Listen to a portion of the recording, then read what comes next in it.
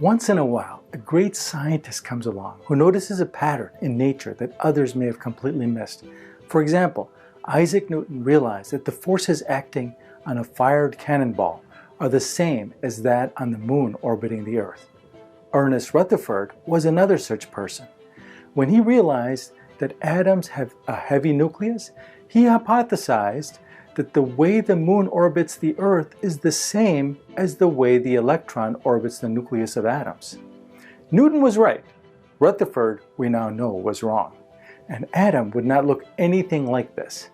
Yet we still use the Rutherford model to depict the way atoms look. It's the most familiar image we have of the atom.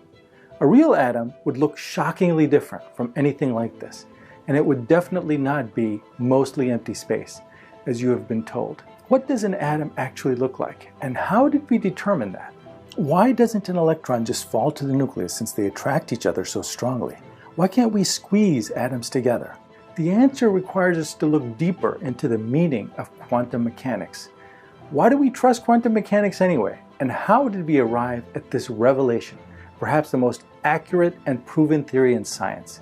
The answer is coming up right now.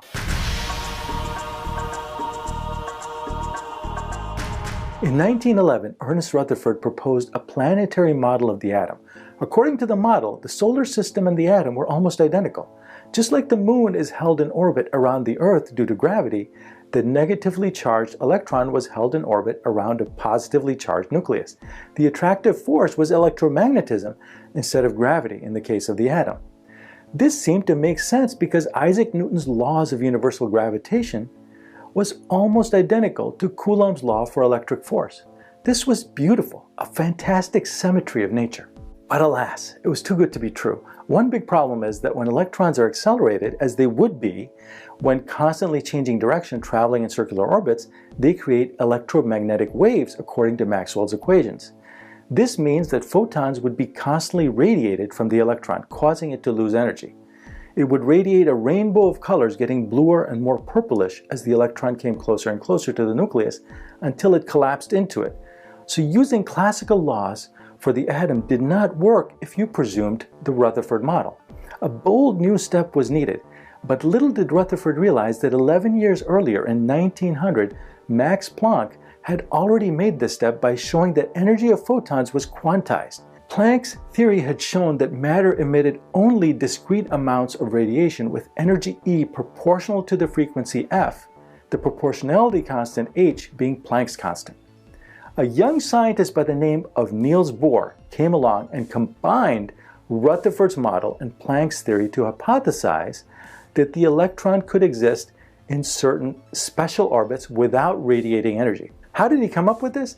Well, what Bohr noticed is that Planck's constant had units of angular momentum. So he hypothesized that only those orbits would be allowed where the angular momentum of the electron is quantized based on Planck's constant. And he guessed that the lowest orbit would have the momentum of h over 2 pi, where the 2 pi comes from the geometry of circular orbits. And any orbit could exist as long as it was an integer multiple of this number. So the next orbit would be 2 times h over 2 pi, and then 3 times for the next one, and so on. And Bohr predicted that the electrons would only radiate or absorb energy when these electrons jumped from one orbit to another. But Bohr could not explain why electrons would not emit photons all the time, or why these special orbits should exist in the first place. But presuming he was right, you could find the size of the orbit of the electron using Coulomb's law. It turns out that the radius of the lowest orbit would be 0.529 times 10 to the negative 10 meters, about half an angstrom. So now we knew the size of the atom, which had been a mystery in the past. Knowing this, the energy emitted by the electron as it changes orbits could be calculated, and lo and behold, observations from energy emissions confirmed these calculations. So Bohr's model was right. Since this model predicted values that could be verified, it was thought that this was it. This must be what atoms really look like. The problem was nobody knew why Bohr was right. So this was probably not the final answer. Then along came a brilliant French scientist by the name of Louis de Broglie. He said, look, if a particle has a momentum and it has a wavelength associated with it because of Planck's constant, then an electron is probably a wave. This required a huge philosophical leap because here was a guy suggesting that solid matter, things that we can see and feel on a macro scale, was composed of waves. Matter was somehow a particle and wave at the same time. De Broglie suggested that electrons can only exist in orbits where their waves interfere constructively, and that can only happen if the circumference of the orbit is equal to the wavelength, or twice the wavelength, or 3 times the wavelength, or any integer times the wavelength. This made sense and explained why orbits would be at the radii that they are, something that Bohr could not do. The Bohr model was looking more and more legit, but there were still many questions. What is the nature of these waves? And how and why do they exist? A crucial piece of the puzzle was solved by Austrian physicist Erwin Schrödinger. He said, "Look guys, if it's a wave, it can exist anywhere in 3-dimensional space." And he formulated the rules to describe the behavior of these waves. The rules are encompassed in the Schrödinger equation, which became arguably the most important equation in quantum mechanics. The rules were so spectacularly successful in making predictions that no one could really dispute it. Schrödinger's equation could describe the hydrogen atom with more detail and precision than the Bohr model, but it could also describe all the other atoms in the periodic table, which the Bohr model could not. It was truly a revelation. This was not Newtonian mechanics anymore, but a new kind of mechanics based on the quantum revolution started by Max Planck. It was quantum mechanics.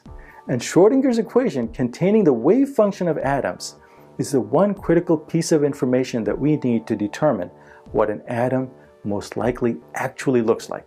But why do we even have to guess? Why don't we just settle the debate by just looking inside any material to see what these pesky little things actually look like? The problem is that in order to be seen, the object has to be large enough to reflect light. But the largest atom is 1,000 times smaller than the wavelength of visible light. So visible light goes right through the atoms. It can't really be seen because no light is reflected back. What about using shorter wavelength light like X-rays? The problem is that short wavelength light carries so much energy that it interacts with the electron, changing it. This is one of the consequences of the Heisenberg uncertainty principle, which says that the range of an electron's position times the range of its momentum cannot be below a certain constant, h over 4 pi. We cannot say where the electrons are or how fast they're moving at the same time, so we can't draw a picture with a little electron in one place sitting on a circular orbit. So we have to take our best guess based on what the wave equation tells us. And what it tells us is that the electron forms a cloud around the nucleus. The shape of the cloud is governed by the wave function.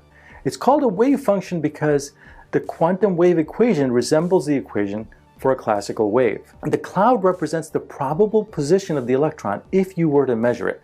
And this cloud exists everywhere from the nucleus to very far away from the nucleus.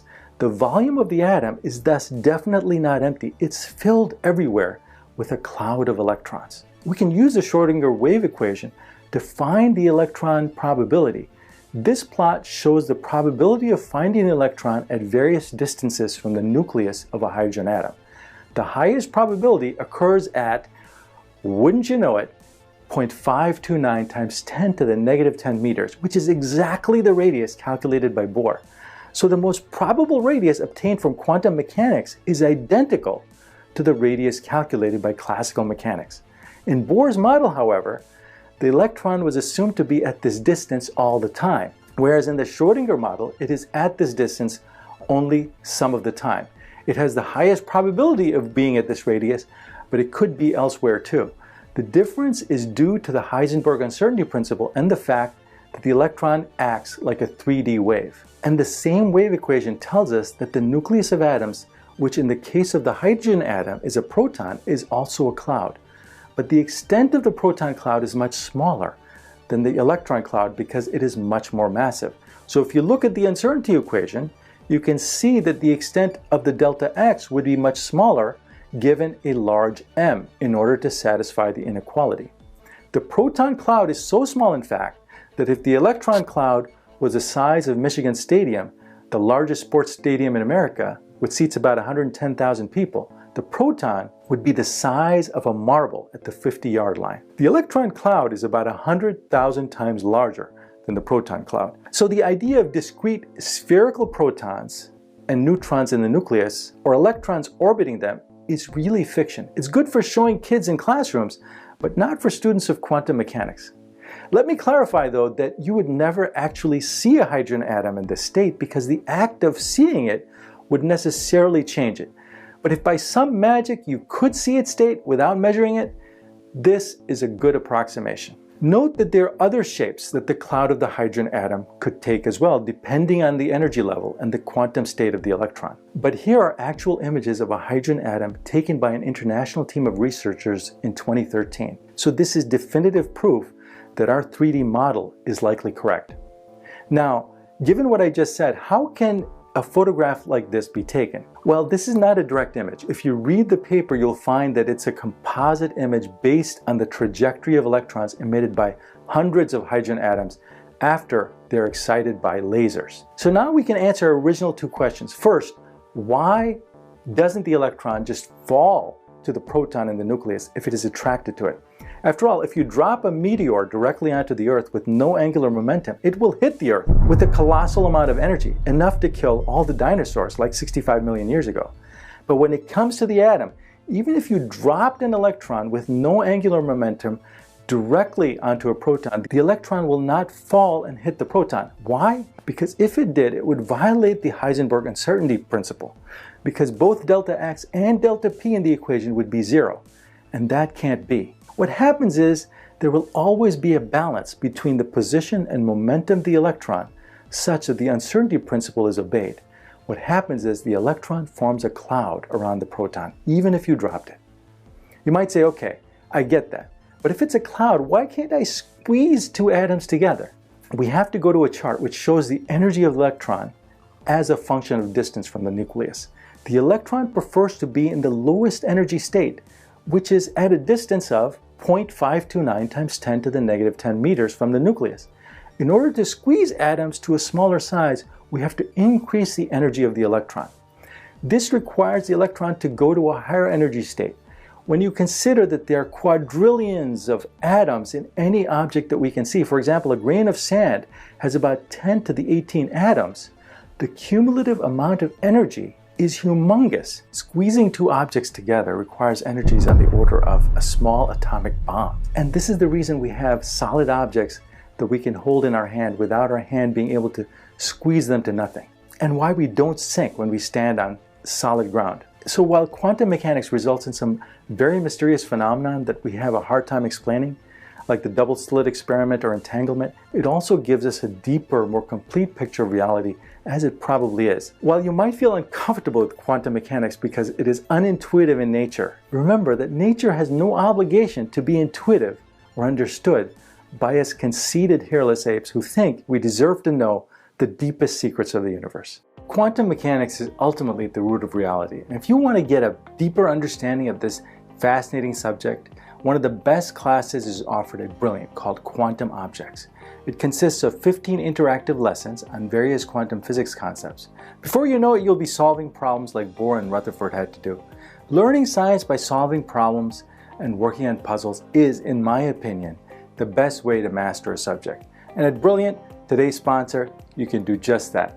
It's a problem-solving website and app that allows you to go deeper and further into the world of physics and other science subjects than any video or article ever can. If you want to support this channel and explore science deeper, head on over to brilliant.org/Arvind Ash to sign up for free.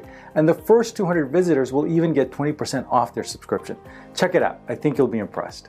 I'd like to thank my generous supporters on Patreon and YouTube. If you enjoy my videos, consider joining them. Or check out some of our other videos. I will see you in the next video, my friend.